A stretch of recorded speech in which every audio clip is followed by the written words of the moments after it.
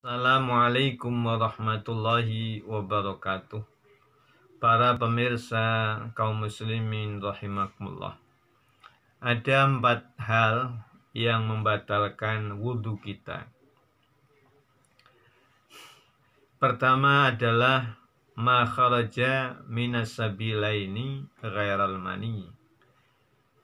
Sesuatu yang keluar dari 2 jalan. 2 jalan ini anus dan alat kelamin, kecuali air mani, kecuali air sperma. Segala sesuatu yang keluar dari 2 jalan, anus dan alat kelamin, kecuali mani, kecuali air sperma, itu membatalkan wudhu. Sekalipun yang keluar itu hal yang jarang terjadi, seperti kita kencing air nanah, kita kencing darah, atau kita keluar, anus kita mengeluarkan darah, anus kita mengeluarkan cairan, itu membatalkan wudhu kita. Atau keluar cacing, karena kita sedang cacingan, kemudian kita biol, kita buang air besar, tidak keluar kotorannya tapi yang keluar cacing, itu membatalkan wudhu kita. Kemudian yang kedua yaitu menyentuh kelamin, dan menyentuh anus kita dengan telapak tangan kita tanpa ada satir, Ini telapak tangan. Bagian dalam ini namanya telapak tangan, kaful yadain. Kita menyentuh dengan ini ke kelamin kita atau ke anus kita, itu batal. Yang namanya menyentuh itu tanpa ada satir, tanpa ada penghalang, menyentuh langsung, itu membatalkan wudhu. Kalau kita menyentuhnya dengan yang lain, anggota badan, katakanlah dengan tangan, tapi bagian luarnya ini, bagian punggungnya ini, seperti ini tidak batal. Yang batal itu pakai telapak bagian dalam tangan ini, seperti ini membatalkan. Kalau kita menyentuh kelamin kita secara langsung begini, ini batal, membatalkan wudhu. Kalau kita menyentuh alat kelamin kita dengan cara begini, ini tidak batal. Itu alat kelamin dan duburnya manusia, baik milik sendiri ataupun milik orang lain. Ini hati-hati. Seperti kita masih punya bayi, kemudian kita nyeboi, ya, anak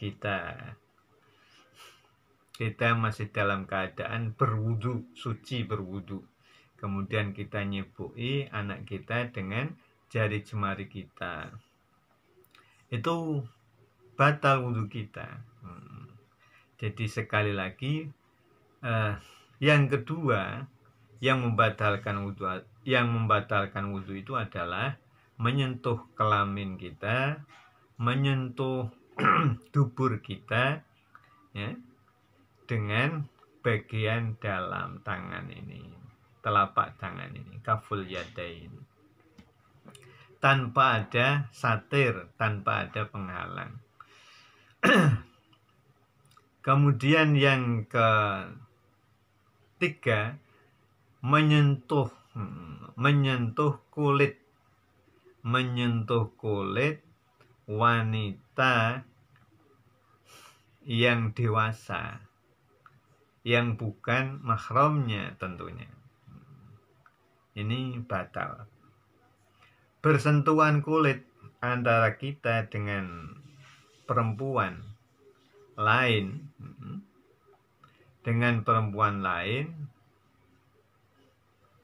dan sudah mencapai kedewasaan, itu membatalkan wudhu kita, baik sengaja ataupun tidak. Itu syaratnya harus kulit ketemu kulit,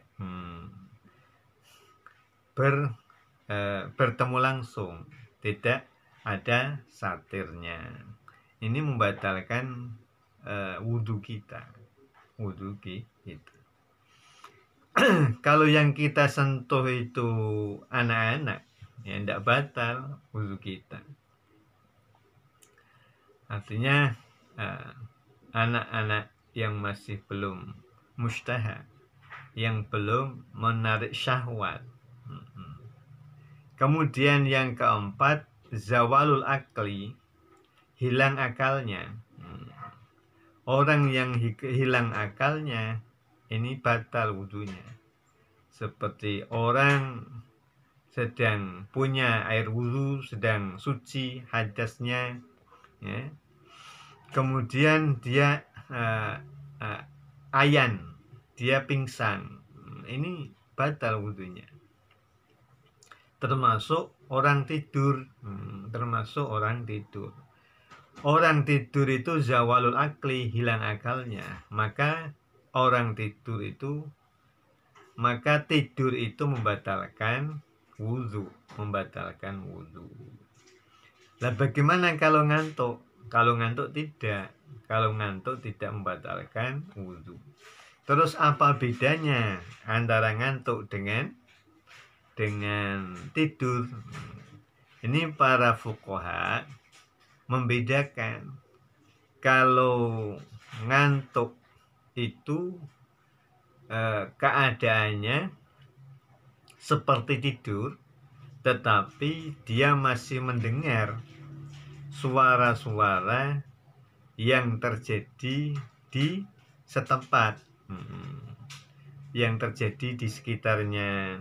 Seperti ada orang berbicara, itu dia masih mendengar.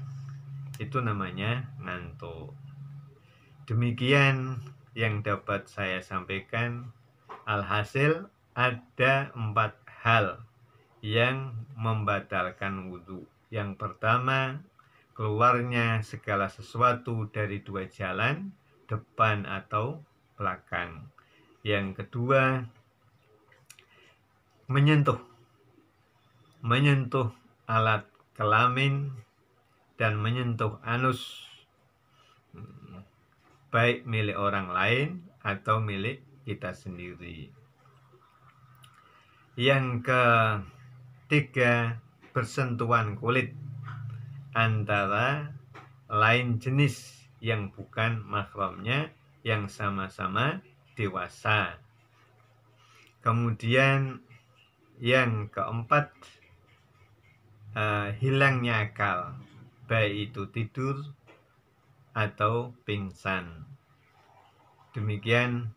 Al-'afwa minkum. Wassalamualaikum warahmatullahi wabarakatuh.